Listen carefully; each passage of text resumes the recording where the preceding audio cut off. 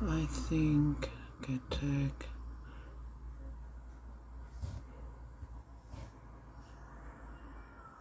mavahe.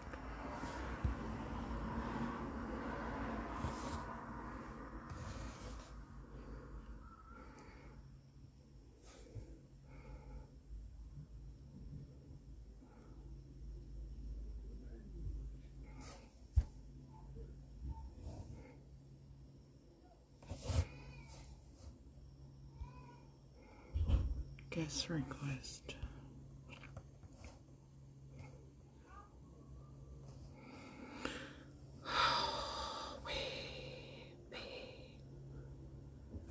Yes.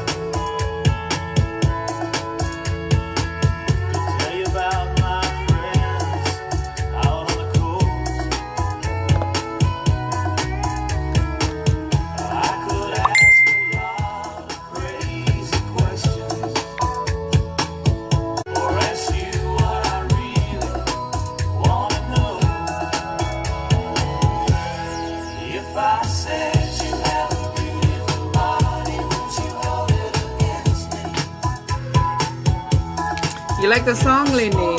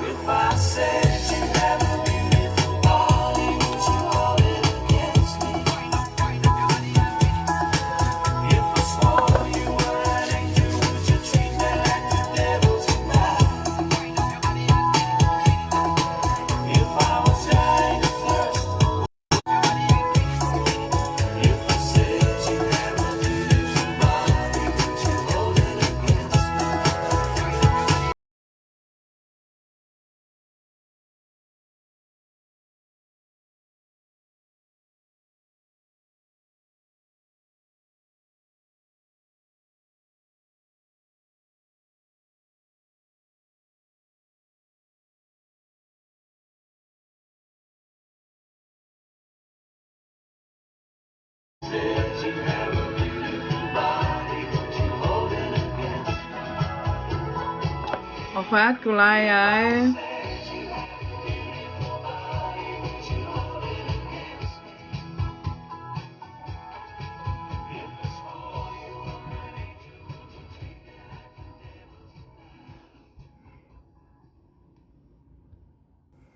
Sao một mẹ mấy cái lại đi. Yes, boss. You make me feel like Lady Bulala. Muslim as an interview on your mom. City Kukweka. City Kukweka. Maybe back at the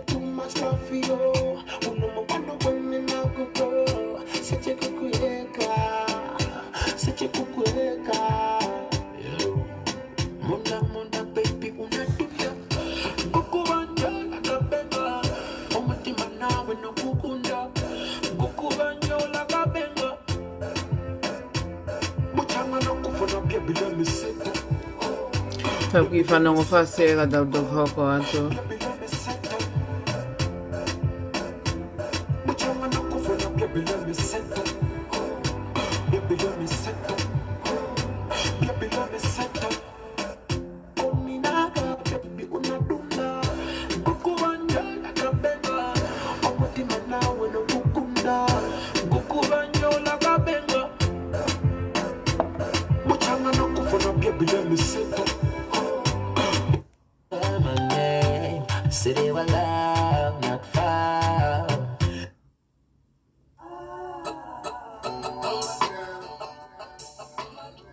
Mau ang kita kamata.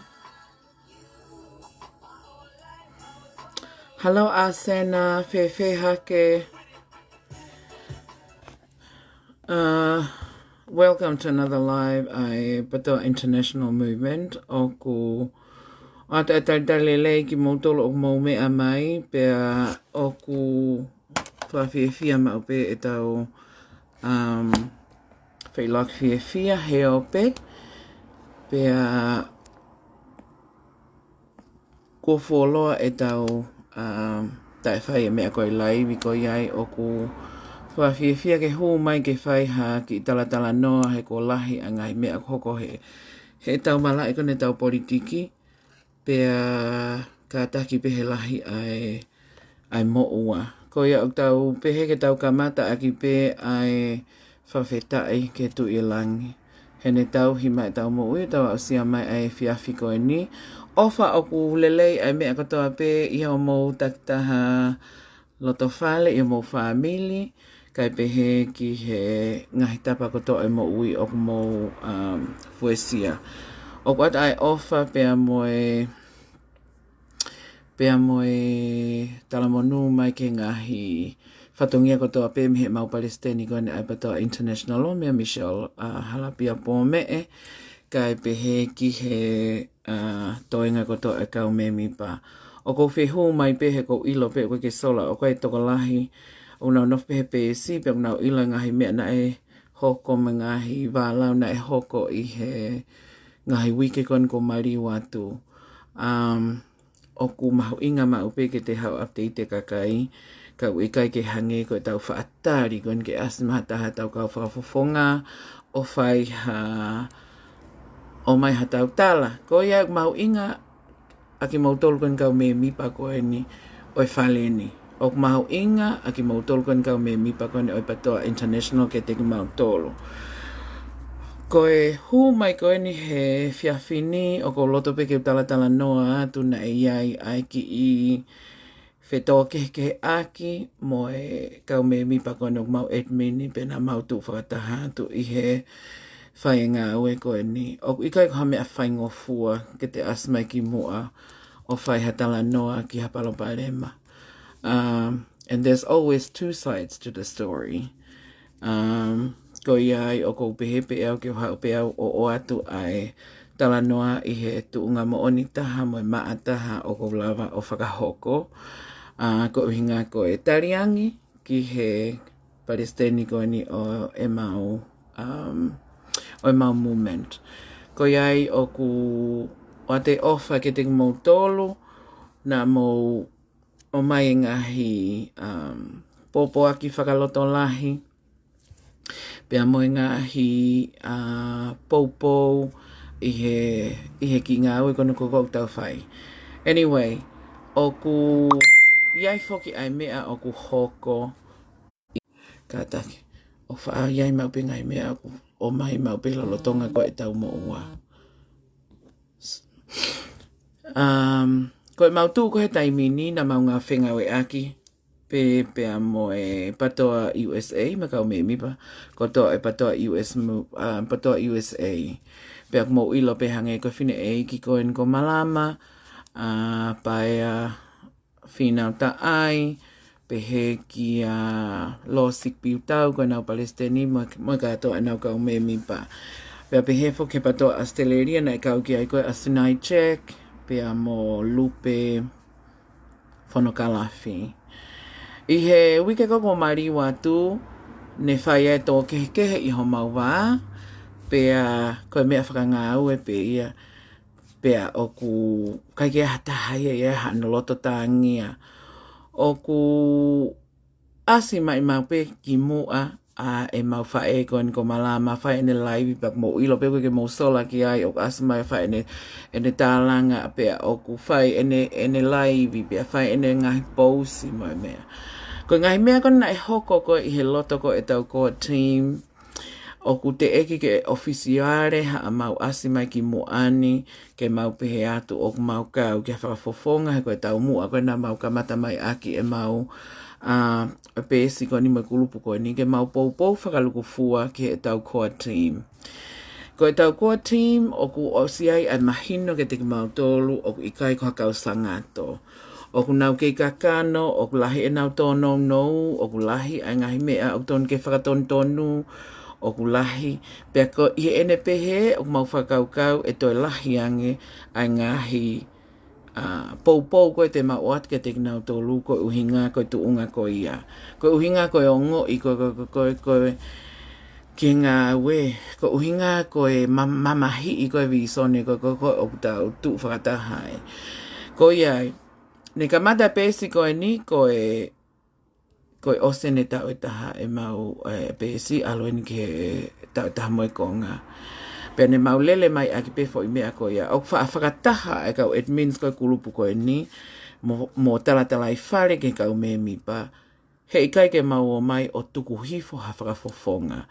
Ne mau whotu ue ni ko ikai ke mau sa ia i he tō onga ko e ni a pesi ko na tau iai tō lahi ko ni a pesi ko ni atirila mo share on ni. Na kai ke mau tui o totonu ke tau omai a tau tolu ko ni kau POUPOU ko o patoa. O pāti ko e patoa o toi tuku hifo a e tau kau whafofonga. Ko kakai ene o tau o peti mo tau tu waki ki kakai ko na o tonga ko lelei taha ki nau tolu. Ko pāti ene o tika taha. Pera pate tau toi omai rewa o tala atu mo toi hulu i atu e nau ngahi tō nou. Pea ai e tau toi o atu ke nau toi whakamāketi e nau toke kakai tu waki e nau tolu ko nau tolu ko lelei taha. Pea aku lahi ma upe ai wālau ia ko uhinga ko kau POUPOU. Ko mea ko mamahi noi, ko taimi ko o te ofai mo te POUPOU mate ki hafo i sino ha whakafofonga. Ko te kau ki ta he hau, ko he asi mai koe ki mua koe ke te tau ka ve i peo au ke tōku. Pa ko sa i au hi whainga attitude pe he, ka pauna koe tau alu o tau ka ve i, a e tau timi hono kotoa. Pea ko pau ko tau alu o whetā aki, pea moe whahai ai peki, pe koe timi usu. Ko mea ni ko koku lahi taha, ko tau tue o ko pipiki peke whaisina whakafofonga ha ua talae o kupehe. Pe oska pe rewe whainga ni ihu nau whiwhai tutu uni o nau pe mai, ko mau tolu whakia mea, mau POUPOU mo te kahau teke mau rea, mau tolu official o pe atu, mau POUPOU kahai, o mau POUPOU ke tau kau whakafofonga. Pe nai whai ato kehekehe ai he na mau o ngoi, na mau o ngoi, o ku ikai ke na maongo o ku ikai ke hanga he me mipa ko ni o mau etmini ma mau kulupu o POUPOU ai mea koia ne maongo e mau tolu hau ia whakat o ta whenga ke tā palasia whakafofonga koe ka POUPOU be whakafofonga o whai ai koia ai o ku hinga e ku asi mai koe ko he whiawhini ko nga ko whakatonu pe ko tui mahalo o ko alua o NOFO e personal page o ke hua ke pes ko ne politiki o whai e politiki but anyway o ko whiwhia pe ke asi mai ko nga ke whakamahino atu a ngahi mea ko hoko mo wheitu ko mau tu uai me wheitu ko mau POUPOU ai nei ko o hawa whai tu uni ke hanga e remove ato ko taha ko e ni me he etmini o ave ia ke tu o malolo ki he kai tukuange he ko kamata ke hau ai feta aki mo lau mai mo ha ko hinga tala mai o mau pehe kataki ia pea ko iai o ko fi ase mai ki mua he ko kamata ke tolo mai kakai ngai mea kehekehe. Kamata ke tolo mai kakai ai ngahi laivi mai ha, me ngahi pausi mai ha, mea noa ia. Mea noa ia. Ko taim ko tau haa politiki, tau oskiri matolu tau tolu ia, ki he ngā aue koko whai. Pea mea noa lewa ai lau, te lau mai mai ha, te nofe ki te tui. Nā kai tau mai tau politiki ki tau huke hake ai, pena e ai ha o past, pena e ai ha mere ho family, pena e ai ha, o kai ki ha mea pehe ia. Nā tau mai tau politiki ko tau tokoni, ki he mea whapolitikare, mai tunga whapolitikare tau tui ki ai ko uhinga, ko fetokoni ko tau ngai whanua ko ni tonga. O ku wai ai ofa, pea mo e tala monu, ki he e maukau et mini kon kona hu atu ko kon kitu a mehe pesi, o alo whai ENAU whai tutuun ke tek nau tolu, ko uhinga ko tō kehekehe. O ku ikai ke ia ha mea ia, ko e tau whihi a whakapersonolo. Ko e tau whepaki, mo e tau tū kehekehe, ko e uhinga, ko e kehekehe tau tū i ko he politiki. Kau ikai ke aha tau mea tau tōruia ko e whepaki personolo. Ko iai o ku AUSSIE mai pehe whiawhini, ko whaitalango fua ke mau palesiteni, pea mo e loto ke fakama'ala'ala ko uhinga he ulahi au pita whitutake mai, o eke mai peko hea koe mena e hokona nau sio hake ki tau tohi ko meni, mo e hāfua na e whai i he pēsi ko ni a international, ko iai nau whihu mai o whakatondona te mea ko ia. O ku hoko lele ia tupe ngā wea. Ko mea kok mau tu wai, ko i pongpongi ni foki ko asma Siaosi Valeary Pohiva ia, o talama ene mavahe me ko a team, whai apita whenga ke tā langa ke whahamahi no me ta whaako Siaosi, pea pehe ki he tuku mai e mātenta pueluelu, kai pehe ki a semisika a ena tali, ki he hūkon ki tua koni koe a Siaosi me he ko a team. Ngā lulu e kau patoa, nau ngā lulu. Tau ngā lulu pe o ki ngā lulu pe uksai. He kono uhinga e ni, koe tau ata aina a Siaosi, kene whai tutu oni. Koe mea koko whehui, o ku kei patoa Siaosi, na kai ke hua Siaosi me patoa, o alu ki hapati. Whai tutun pe Siaosi ki ai ke hu me he koa team. O ku ikai ke uhinga ia, o ku ikai ke pati, patoa Siaosi. O ku ke uhinga ia, o ku koe ngai tari nai omai. O ku ikai ke mahu inga ia he visone. O kai ke uhinga ia ko hawha ahinga mea. Nai whakakauka Siaosi koe ke lava o whinga we aki mo koa team. Ko mea koe ke mau ofa mo whakaapa koe ke koa team take a misika mo hafua o kei TAUMU'A International o i he mea tatau pe. O te eke ke ai ke mau mai mato ke mau pe. Ko mea ai ni koko o whakatupu ita. Ko mai kakai ni ihi o hori ke nau whai tutun mai ke mau tolo pe mai. Ko kai ke mau pehe, o kai ke mau pehe, o kai pe ke mau hanga e mau tolo o whai attitude ko ni ko tā palasia whakafofonga publicly. Ka aha mea aku mau loto mamahi ai, ka aha mea aku mau whie mau, o ku mau loto ke mau whetu utaki hanga tonu, ke hau hanga tonu e tala noa me ngutu e toko taha ko ia o whai ke ai mea. Pea mau toki o mai lewa comfortable hange ko mau tangutu at koe ni, he ko os whai e tala noa mo nau tolo. O te kia te au, personally, o te kia tala no au, pea mo e sea o e poa te, mo misika, ko ilo pe ukulahi e mo ua a misi. Ka koe mea ke tala monu kene ngahi ngā ue ko a misi, o ku kei tala monu pe ke ngā ue a misi, ko e sea ia e poa te. Ko e huu ko a Siaosi, ko e ki tua, ko e tau ataina a Siaosi.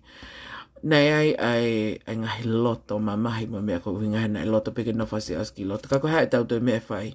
O te tau puke Siaosi, te tau puke no vae, te tau puke ne whakakaukau, te tau puke no loto. Mo mea aku loto e kene whai. I don't think so. I he ene pehe, o ku mau whanongo o ku ui e Siaosi ene whakataha ki St. Andrew's Hall, ki sa Antelu, i he whiawhitu o pure lulu. Ai a koe mau mea kok whai taimini mau tari pe. O ku mau tali pe mau tali ke koa team, pe ku ke iai koa team, pe asmata pe mai koa team, o ku ke lele pe, ko hae nau palan ngā ue mo sio ki mua, ko te kone campaigning. Mau tali ke mea kotoa pe, mau tali ke whakataha Siaosi, te tau toki tā, whakataha pe, a e tau ngahi,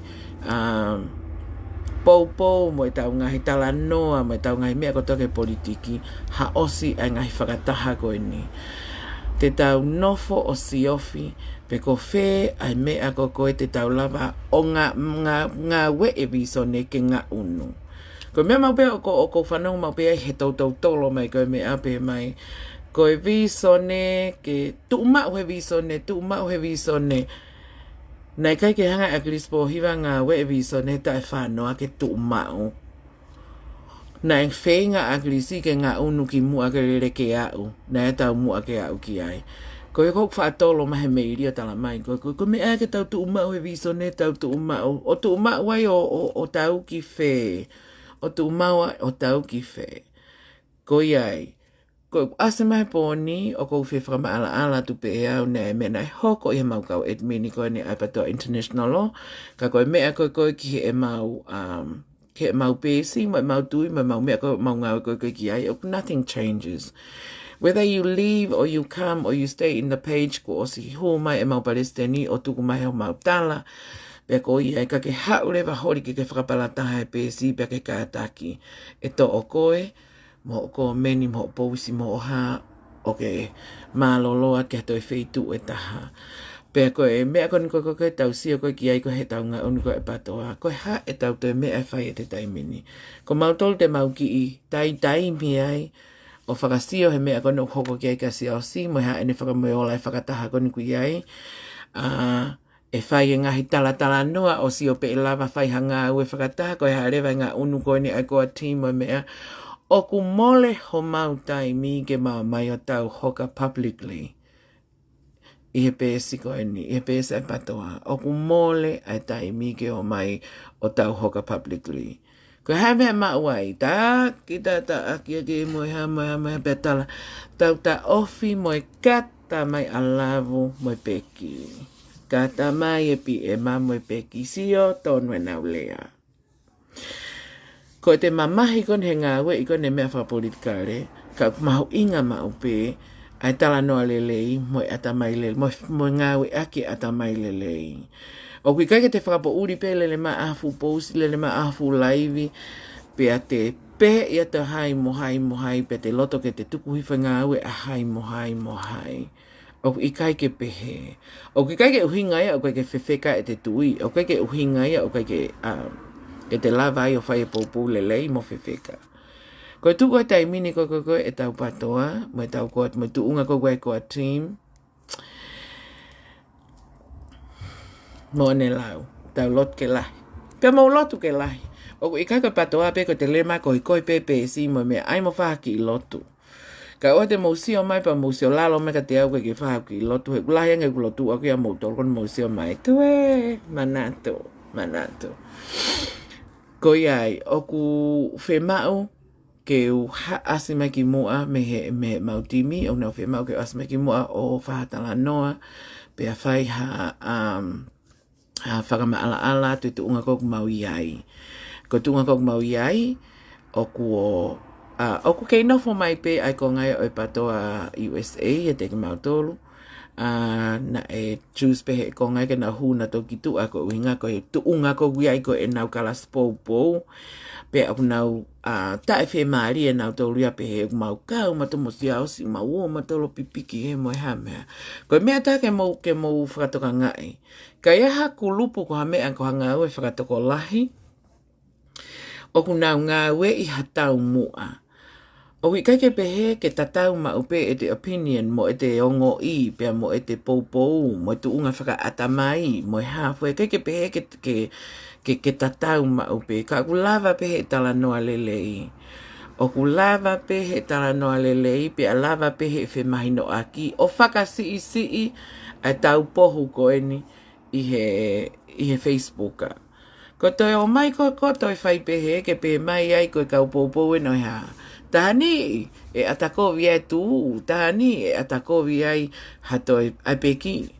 Ko tau tolu pe o tau mai pe o ta ata aki pe e tau kakai. Ta ata aki pe hau pe ki poupou koe o e, ma ki poupou o e o tau o kalo pe i loto e ko meni mo me a o te pepa kui kai ke utala noa koe ni, I'm not a hypocrite.